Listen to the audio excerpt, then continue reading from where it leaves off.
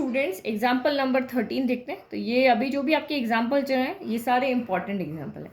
तो ये फ्रैक्शन की फॉर्म है। सबसे पहले चेक करो कि क्या ये प्रॉपर फ्रैक्शन है या इम्प्रॉपर रैशनल फ्रैक्शन है। तो ये एक प्रॉपर रैशनल फ्रैक्शन है क्योंकि जो न्यूमरेटर है उसकी डिग्री जो है वो डिनोमिनेटर की डिग्री से यहाँ पर कम है। ऊपर डिग्री 1 है, नीचे डिग्री 3 है क्योंकि ये क्वाड्रेटिक इक्वेशन है। तो डिग्री कम है, दैट मीन्स ये आपका प्रॉपर फ्रैक्शन है। तो और इस तरह के क्वेश्चन को हम किस मेथड से सॉल्व करते हैं, जहाँ ऊपर भी एक फैक्टर की फॉर्म हो, नीचे भी फैक्टर की फॉर्म हो, उसको हम पार्शियल फ्रैक्शन के हेल्प से सॉल्व करते हैं। तो डायरेक्ट हम हमारी इक्वेशन ले लेते हैं और पार्शियल फ्रैक्शन फॉर्म में लिख लेते हैं। अब देखो, अभी तक हम जो भी क्वेश्चन लिख रहे थे उसमें डिनोमिनेटर में एक ही फैक्टर था, लेकिन अगर यहाँ पे देखो तो ये फैक्टर रिपीट हो रहा है। x+1 दो बार है ना, तभी तो यहाँ पावर आपकी 2 लगी हुई। तो इसको लिखने का तरीका आपका अलग होता है। तो सबसे पहले एक एक बार लिख लो। तो यहाँ पे हम लिख लेते हैं a/x+1। एक डिग्री एक बार लिखेंगे, फिर दोनों डिग्री को हम एक साथ लिखेंगे, x+1 का स्क्वायर प्लस आपका c 3 आएंगे क्योंकि तीसरा फैक्टर है यहाँ पर x+3। तो डिनोमिनेटर में यहाँ पे टोटल 3 फैक्टर है, x+1 x+1 x+3। तो जब कोई रिपीट हो रहा होता है तो हम उसको इस तरह से लिखते हैं a/x+1, फिर उसी का होल स्क्वायर, यानी पहले कम वाली डिग्री फिर उसकी हायर डिग्री, क्यूब होता है तो उसको c/x+1 का क्यूब करके लिखते हैं। अब बस इसको सॉल्व करना है, ए बी सी की वैल्यू लानी, यहाँ पुट करनी और आपको इंटीग्रेट कर देना है। तो सॉल्व करने के लिए सबसे पहले हमें क्या लेना होता है, एलसीएम। तो इधर तो आपका 3x-2 बचेगा और देखो एलसीएम लोगे तो यही डिनोमिनेटर आएगा, डिनोमिनेटर से ये पूरा कैंसिल हो जाएगा और ऊपर आपके यहाँ पे आ जाएंगे। तो ए है, ए के पास ओनली x+1 है, तो एक तो इसके पास x+1 आएगा और एक इसके पास x+3 आएगा। फिर बी के पास x+1 की हायर डिग्री है, सिर्फ ये नहीं है, तो बी के साथ में x+ आपका क्या आएगा, 3 आएगा। और सी के साथ में x+3 है, ये नहीं है, तो ये x+1 का होल स्क्वायर यहाँ पे आएगा। अब हम इसको सॉल्व कर लें, यानी कि सारे ब्रैकेट ओपन कर लें ताकि कंपैरिजन करने में ईजी हो जाए और डिग्री के अकॉर्डिंग इनको अरेंज भी कर देते हैं। तो ये आपका 3x-2 = a, ये सॉल्व करो, x² हो गया प्लस 1 × x, तो 1 × x आपका x हो गया और x × 3 3x हो गया। तो ये 3 + 1, चलो मैं लिख लेती हूँ, और ये 3 × 1 3 हो गया, प्लस b, इसको हम अभी एज इट इज रहने देते हैं, एक साथ ब्रैकेट खोलेंगे, प्लस आपका c x+1 का स्क्वायर, तो x² प्लस 2x + 1 हो गया। चलो और ब्रैकेट ओपन करो, 3x-2, तो ये ax² हो गया, यहाँ से स्क्वायर और आने वाला, तो ये cx² हो गया। डिग्री के अकॉर्डिंग अरेंज कर लो। फिर प्लस अब x वाले लिखो, तो 3x + x क्या 4x हो गया, तो a 4x हो गया। फिर यहाँ से bx मिलेगा और यहाँ से आपको 2cx मिलेगा। फिर प्लस यहाँ से आपको 3a मिलेगा, यहाँ से आपको 3b मिलेगा और यहाँ से c मिलेगा। तो इस तरह डिग्री के अकॉर्डिंग अरेंज करने से क्या होगा कि बहुत सारा काम इजी हो जाएगा, इधर उधर नहीं देखना है। तो देखो यहाँ x² है, बट यहाँ पे x² है ही नहीं, मैं इसको ऐसे लिख सकती हूँ 0x² ना।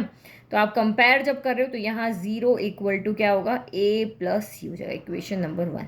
क्यों हो गया, क्योंकि इधर x² का टर्म ही नहीं है तो उसका हम कोफिशिएंट 0 मान लेते हैं, और इधर x² का कोफिशिएंट a है, इधर x² का कोफिशिएंट c है, तो दोनों को ऐड, बीच में प्लस का है ना, ऐड करके लिख दिया। नाउ x को कंपेयर करो, तो यहाँ पे आपका 3 है, तो इधर आपका 3 आ गया, इधर करो 4a है, यहाँ पे b है और यहाँ पे आपका 2c है, तो इक्वेशन नंबर 2 हो गया। नाउ कांस्टेंट को करो, तो -2 = ये तीनों, 3a + 3b प्लस आपका c हो गया, ये इक्वेशन नंबर 3 हो गया। इन तीनों को सॉल्व करके हमें a b c की वैल्यू निकालनी है। तो देखो ये इक्वेशन तो आपकी 2 वेरिएबल में, ये इक्वेशन आपकी 3 वेरिएबल में। तो मैं यहाँ से क्या करती हूँ कि किसी एक वेरिएबल की वैल्यू निकाल के इसमें रख देती हूँ ताकि ये जो इक्वेशन आपकी 2 वेरिएबल में आ जाए। तो यहाँ से आप देखो a = क्या हो जाएगा, प्लस का c उधर गया तो माइनस का c हो गया। अब इसमें पुट करो, तो ये 3 हो गया, ये a की जगह -c रख रहे हो तो ये माइनस का 4c हो गया, प्लस b प्लस आपका 2c हो गया। तो यानी कि ये इक्वेशन क्या बन गई, 3 = 4c में से 2c गया तो कितना बचा, माइनस का 2c बचा।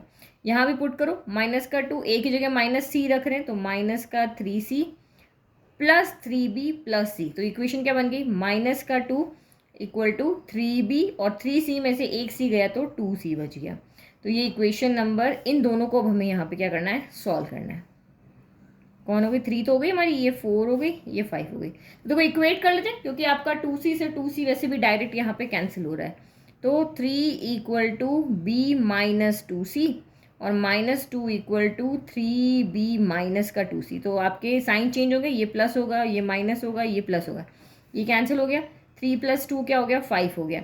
3b में से एक b गया तो 2b बचा, लेकिन साइन नेगेटिव आएगा तो माइनस का 2b आ रहा है। तो this implies b equal to क्या हो गया, माइनस का 2 उधर गया तो माइनस का 2/5 हो गया। इजी हो गया। तो ये हमारी b की वैल्यू हो गई। किसकी वैल्यू हो गई, b की, कि माइनस का 2 इसके डिवाइड में चला जाएगा तो हम इसको ऐसे लिख सकते हैं। अब आप यहाँ से b की वैल्यू इसमें रख दो, चाहे यहाँ रख दो चाहे रख दो। तो हम फोर्थ में पुट कर लें, putting b in equation number 4। तो पुट करो 3 इक्वल टू माइनस का 2/5 माइनस का 2c।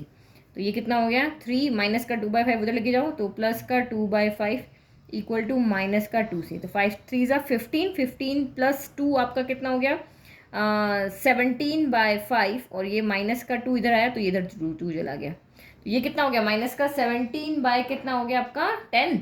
एक सेकेंड, कुछ गड़बड़ किया है, यस यहाँ गड़बड़ किया है। ये माइनस का 2 नीचे जाएगा ना तो 5/-2 होगा, 5/-2 यहाँ पे होगा। b की वैल्यू कितनी होगी, ये 5 इक्वल टू -2/b आया, माइनस का 2 नीचे जाएगा तो 5 कितना हो गया माइनस का 2। नाउ b की वैल्यू हम यहाँ पुट कर लेते हैं। तो b की जगह कितना रखेंगे, माइनस का 5/2 रखेंगे।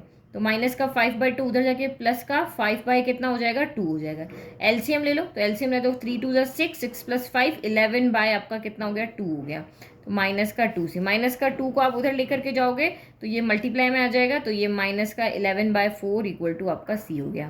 तो सी माइनस का 11/4 हो गया, but A equal to minus C है तो ए इक्वल टू माइनस का 11/4, यानी ए इक्वल टू कितना हो गया 11/4 हो गया। तो हमारी ए बी सी तीनों की वैल्यू अब आ चुकी है। तो हम यहाँ पे पुट कर लें और इंटीग्रेशन का साइन लगा लेते हैं। तो नाउ 3x - 2 x + 1 का whole square x + 3 equal to a कितना है तो 11/4 इंटू 1/x + 1। फिर b कितना है माइनस का 5/2 इंटू 1/x + 1 का होल स्क्वायर, प्लस c कितना है तो माइनस का 11/4 इंटू 1/x प्लस आपका 3 हो गया।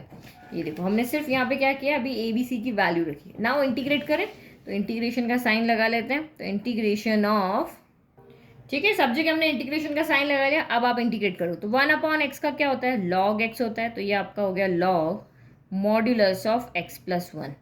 फिर माइनस 5/2 एज इट इज, तो 1/t² क्या होता है या 1/x² क्या होता है, तो 1/x² का जो इंटीग्रेशन होता है वही इसका होगा। तो यहाँ पे देखो इंटीग्रेशन ऑफ x + 1 प्लस का 2 ऊपर जाएगा तो माइनस का 2 हो गया dx हो गया। तो x की पावर n का क्या होता है, x की पावर n+1/n+1, तो -2 + 1/-2 + 1, यानी कि ये क्या हो गया x + 1 की पावर -1 और नीचे -1 हो गया। यानी कि ये आपका फाइनल में कितना आ गया है, ये माइनस का 1/, इसको हम ऊपर नेगेटिव है तो नीचे लेके आते हैं, ये नीचे वाला माइनस मैंने यहाँ लिख दिया तो ये x + 1 हो गया, यानी माइनस का 1/x + 1 इसका यहाँ पे इंटीग्रेशन हो गया। तो मैं डायरेक्ट यहाँ पे लिख लेती हूँ। तो माइनस का 5/2 पहले से एक माइनस और आया तो ये आपका यहाँ पे प्लस हो गया, और ये कितना हो गया इंटू 1/x + 1 हो गया। -11/4 x + 1/x + 3, तो log modulus of x + 3 plus आपका c। This is your integration. अब आप चाहो तो ये फाइनल आंसर है, बट यहाँ पे एक चीज़ और कर सकते हैं। देखो यहाँ 11/4 है, 11/4 है तो log m - log n लग जाएगा। तो 11/4 मैंने यहाँ पे कॉमन ले लिया, log m minus log n, log m/n होता है, log modulus of x + 1/x + 3 हो गया, और प्लस 5/2x + 1 प्लस आपका सी हो गया। तो ये हमारा फाइनल आंसर हो गया। चाहे आप ये वाला आंसर लिखो तब भी राइट फुल मार्क्स मिलेंगे, और ये लिखोगे तब भी फुल मार्क्स मिलेंगे। आई होप आपको क्वेश्चन समझ में आए। बहुत इंपॉर्टेंट क्वेश्चन है, अपने बुक के अंदर आप इसको मार्क कर लेना, और चैनल को लाइक शेयर सब्सक्राइब करना ना भूलें।